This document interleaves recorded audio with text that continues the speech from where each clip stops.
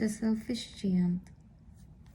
Every afternoon, as they were coming from school, the children used to go and play in the giant's garden.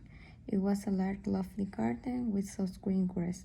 Here and there over the grass stood beautiful flowers like stars, and there were 12 peach trees that in the springtime broke on into delicate blossom of pink and pear, and in the autumn bore rich fruit.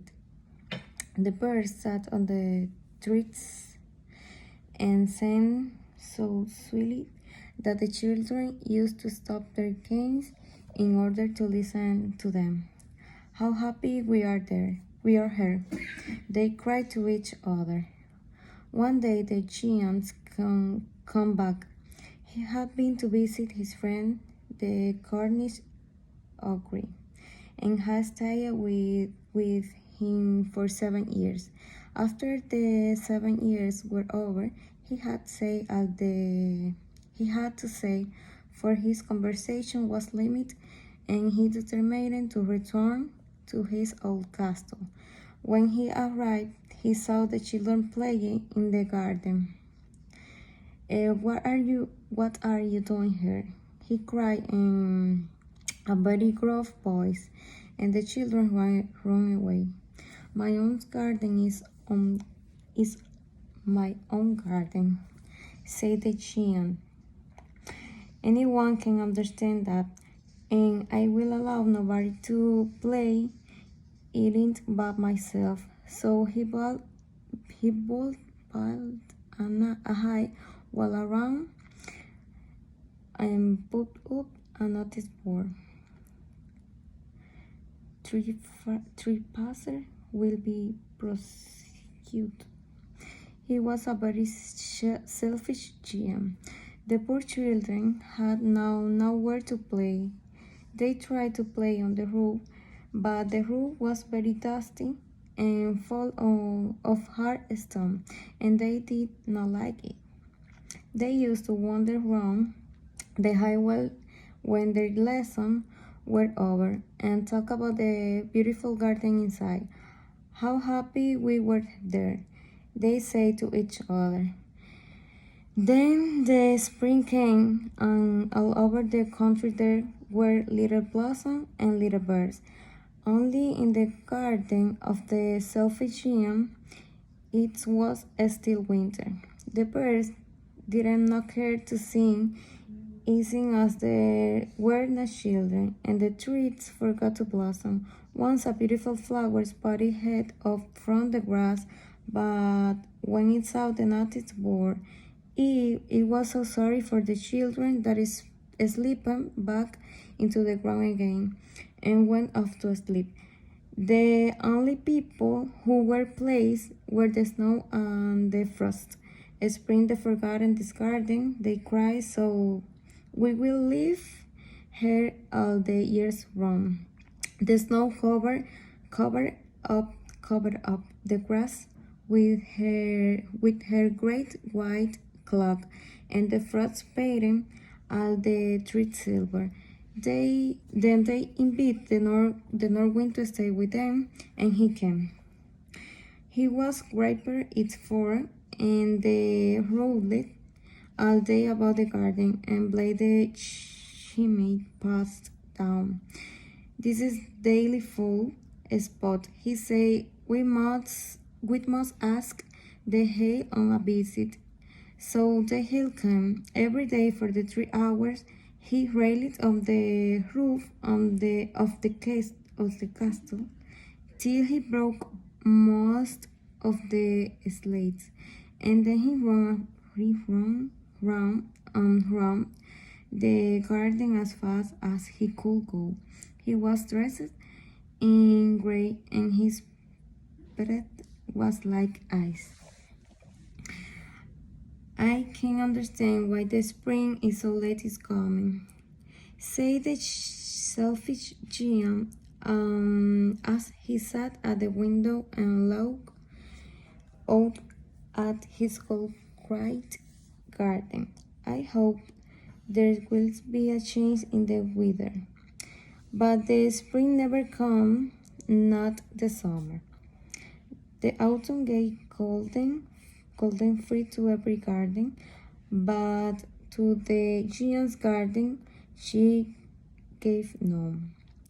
He is too selfish, she says, so it's always winter there, and the north wind and the hail and the frost and the snow and the snow dance about through the trees. One morning the giant was lying awake in bed when he heard some lovely music.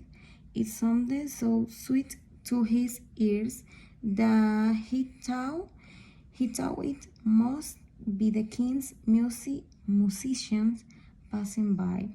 It was really one little lion singing outside his window, but it was so long since he had heard a bird sing in his garden that it seemed to him to be the most beautiful music in the world. Then the hail stopped dancing over his head, and the north wind set him roaring, and delicious perfume came to him through the open casement. I believe that the spring has come at last, said the giant, and he jumped out of bed and looked out. What did he say? He saw a most wonderful sight. Through a little hole in the wall, the children had crept in, and they were sitting in the branches of the street.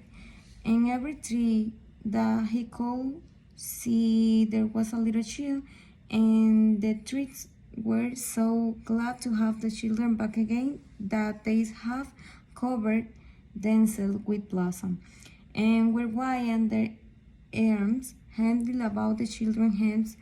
The birds were flying about and twittering with light, and the flowers were looking up through the green blossom lining. It was a lovely sight. Only on one corner, it was still wanted.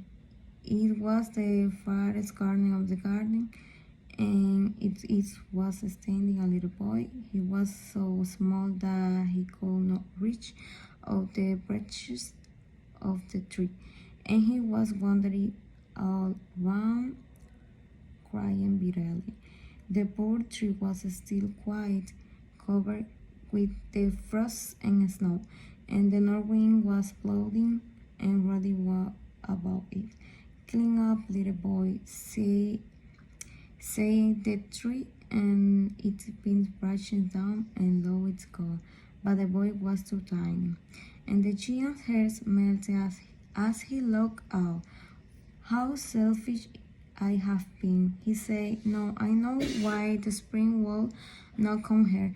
I will put the poor little boy on the top of the tree, and then I will knock down the wall, and my garden shall be the children's playground forever and ever. He was really very sorry for what he had done. So, oh my God. So he crept downstairs and opened the front door quite softly and went out into the garden. But when the children saw him, they were so frightened that they all ran away, and the garden became winter again. Only the little boy didn't know room, for his eyes were so full of tears that he did not see the giant coming. But where is your little companion? He said, the boy I put into the tree. The giant loved him the best because he had kissed him. We don't know, answered the children. He's just going away. Sorry, you must tell him to be sure and come here tomorrow, said the giant. But the children said that they didn't know where he lived and had never seen his before, and the giant felt very sad. Every afternoon when school was over, the children came and played with the giant, but the little boy whom the giant loved was never seen again. The giant was very kind to all the children, yet he longed for his first little friends, and often spoke of him. How I would like to see him, he used to say. Years went over, and the giant grew very old and few. He could not play a ball anymore, so he sat in a chair, no sé, and watched the children and their game and admired his garden. I have many beautiful flowers, he said, but the children are the most beautiful flowers of all. One winter morning, he looked out his window as he was dressing. He did not hate the winter snow, for knew that it was merely the spring asleep and the flowers were resting. Tom stayed around the giant in great joy and out into the garden. He hastened across the grass and came near to the child. And when he came quite close, his face grew red with anger, and he said, "Who had dared to a round tree?" For of the palm of the child's hands were the print of 2 nails, and the print of 2 nails were of the little feet. "Who had dared to one tree?" cried the giant. "Tell me, that I may take my big sword and slay him." "Nay," answered the child, "but these are the wounds of love." "Who are who?" said the giant, and straight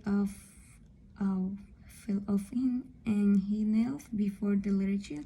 And the child smiled of the giant and said to him, You let me play once in your garden. Today you shall come with me to garden, which a paradise." And when the children ran in the afternoon, they found the giant lying there under the tree, all covered with white blossom. Thank you.